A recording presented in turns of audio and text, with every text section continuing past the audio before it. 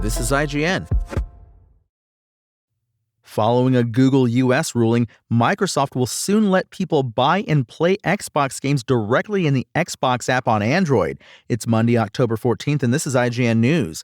Microsoft has said it plans to let people buy and play Xbox games directly from the Xbox app on Android in November.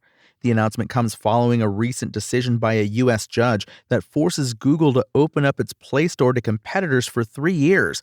The verdict in Fortnite maker Epic Games' long-running legal battle with the internet giant means Google will have to carry third-party Android app stores in the Play Store and grant third-party app stores full access to Google Play's catalog of apps.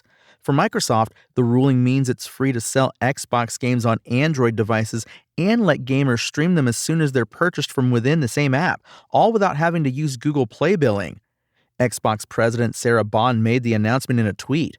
The court's ruling to open up Google's mobile store in the U.S. will allow more choice and flexibility.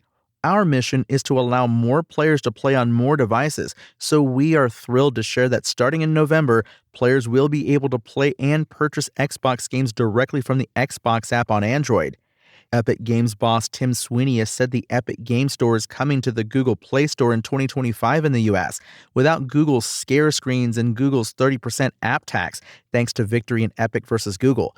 Google, however, has announced that it will appeal the decision, arguing in a blog post that these changes would put consumers' privacy and security at risk, making it harder for developers to promote their apps and reduce competition on devices.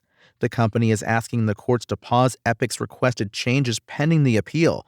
Ultimately, while these changes presumably satisfy Epic, they will cause a range of unintended consequences that will harm American consumers, developers, and device makers, Google claims. Meanwhile, Microsoft is working on a browser-based Xbox mobile store of its own to take on the Google Play Store and the App Store.